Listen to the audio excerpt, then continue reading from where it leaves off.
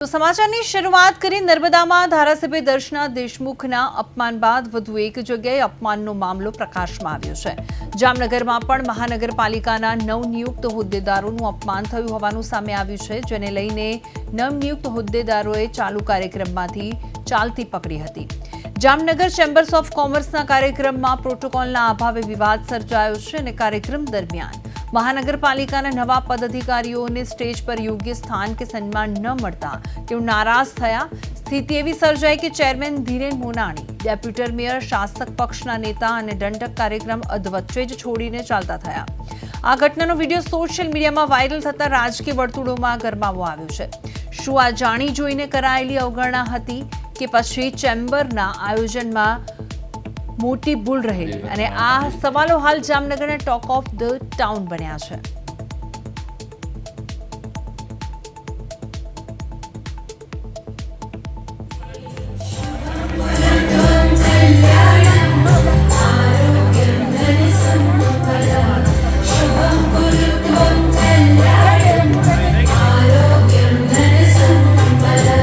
આપણી વચ્ચે ઉપસ્થિત છે આદરણીય શ્રી જીતુભાઈ લાલ એટલે કે શ્રી જીતેન્દ્રભાઈ લાલ,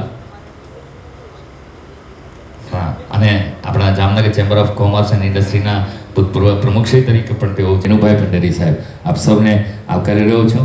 સાથે સાથે ડાયસ પર Jamnagar chamber of commerce and ઇન્ડસ્ટ્રીના પ્રમુખ શ્રી રમણીકભાઈ પી અકબરી સાહેબ, ઉપપ્રમુખ શ્રી અજેશભાઈ વી।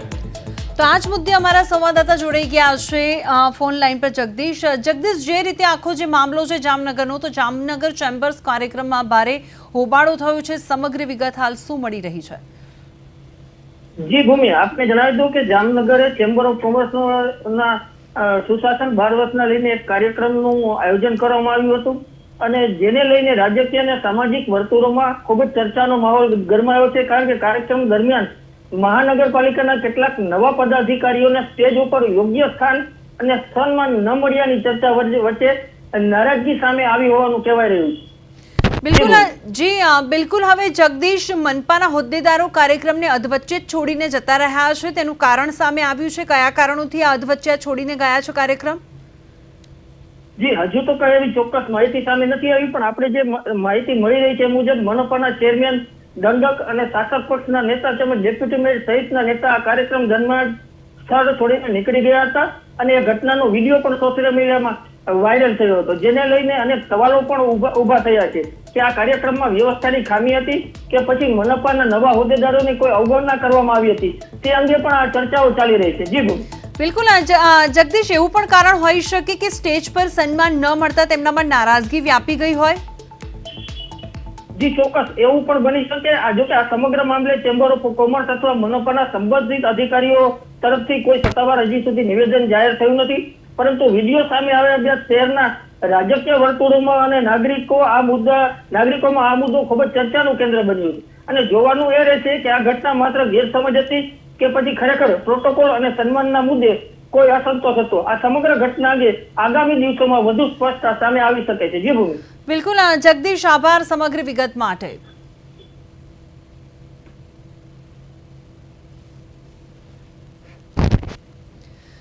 સ્ટેજ પર સન્માન ન મળતા જે રીતે નારાજગી વ્યાપી ગઈ હોય તેવું લાગી રહ્યું છે અને કાર્યક્રમની વ્યવસ્થા સામે પણ ગંભીર સવાલો અત્યારે ઊભા થયા છે। વિડીયો વાયરલ થતાં લોકોમાં વિવિધ અટકળો પણ પેદા થઈ છે। નવા હોદ્દેદારોનું અપમાન થયાની ભારે ચર્ચા જાગી છે, પણ આ જે આખો વિડીયો છે સોશિયલ મીડિયા પર અત્યારે વાયરલ થયો છે, તેને લઈને અનેક ચર્ચાઓ થઈ રહી છે અને તેને લઈને સવાલ એ છે કે કારણ શું છે?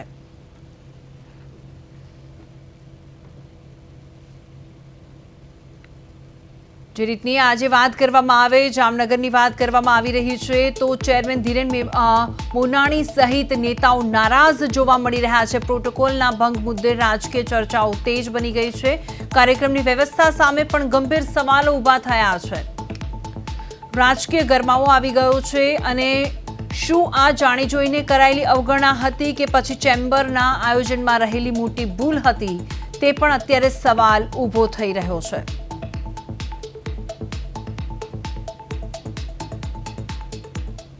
ઉપપ્રમુખ શ્રી અજેશભાઈ વી, આપની પણ મંચ પર પધારવા વિનંતી છે।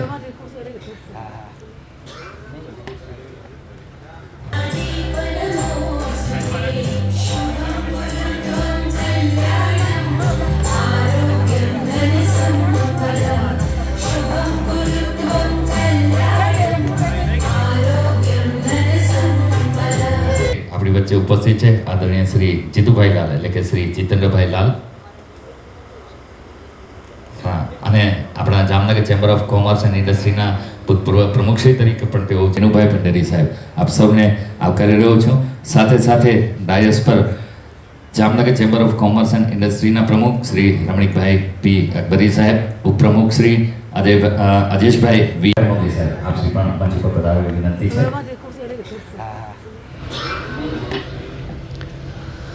નર્મદામાં ધારાસભ્ય દર્શના દેશમુખના અપમાન બાદ વધુ એક જગ્યાએ અપમાનનો મામલો સામે આવ્યો છે. જી હા, જામનગરની આ ઘટના છે. જામનગરમાં પણ મહાનગરપાલિકાના નવનિયુક્ત હોદ્દેદારોનું અપમાન થયા હોવાનું સામે આવ્યું છે, જેને લઈને નવનિયુક્ત હોદ્દેદારોએ ચાલુ કાર્યક્રમોમાંથી ચલતી પકડી છે અને જામનગર ચેમ્બર્સ ઓફ કોમર્સના કાર્યક્રમમાં પ્રોટોકોલના અભાવે વિવાદ સર્જાયો છે.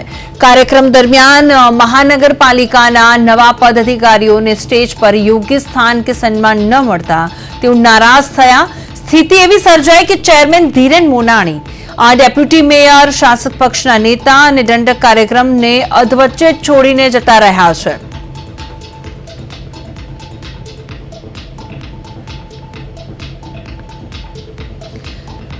જે રીતે વાત કરવામાં આવે કે આ જે આખો ઘટનાનો વિડીયો છે સોશિયલ મીડિયામાં ખૂબ જ વાયરલ થયો છે અને વર્તુળોમાં જે રાજકીય વર્તુળોમાં જે રીતનો ગરમાવો આવ્યો છે અને શું આ જાણી જોઈને કરાયેલી અવગણના હતી કે પછી ચેમ્બર્સના આયોજનમાં કોઈ મોટી ભૂલ હતી? આ સવાલ હાલ જામનગરમાં ટોક ઓફ ધ ટાઉન બન્યો છે. જામનગરની આ ઘટના છે. જામનગરમાં ચેમ્બર્સ કાર્યક્રમમાં ભારે હોબાળો થયો છે. મનપા હોદ્દેદારોના કાર્યક્રમ અધવચ્ચે છોડીને ચાલ્યા ગયા. સ્ટેજ પર સન્માન ન મળતા નારાજગી વ્યાપી ગઈ અને હોદ્દેદારોની અવગણના થતા વિવાદ વધારે વકર્યો અને રાજકીય વર્તુળોમાં આંતરિક અસંતોષની ચર્ચા છે.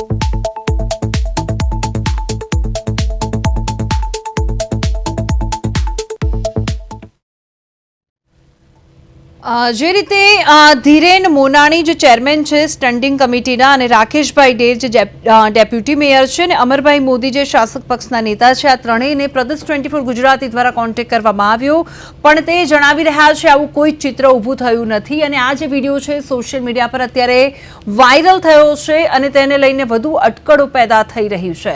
અને આ જે રીતે અમે તમને વાત કરી કે ધીરેન મોનાણીને પણ અહીંયા પ્રદેશ 24 ગુજરાતી દ્વારા કોન્ટેક્ટ કરવામાં આવ્યો, પણ તે જણાવી રહ્યા છે કે આ જે આખી જે ઘટના છે તેને અલગ રીતે પ્રદર્શિત કરવામાં આવી રહી છે અને એવું કોઈ પણ કારણ ન હતું તેવું તેમણે કહ્યું છે. મનપાના હોદ્દેદારો જે રીતે વાત કરવામાં આવી રહી છે કે તેમને નારાજ પ્રોટોકોલના ભંગ મુદ્દે રાજકીય ચર્ચાઓ તેજ બની છે અને કાર્યક્રમની વ્યવસ્થા સામે પણ ગંભીર સવાલો ઉઠાવ્યા અને વિડીયો વાયરલ થતા લોકોમાં વિવિધ અટકળો હતી અને નવા હોદ્દેદારોનું અપમાન થયાની ભારે ચર્ચા છે અને આ સમગ્ર જે માહિતી છે તે જામનગરથી પ્રાપ્ત થઈ રહી છે.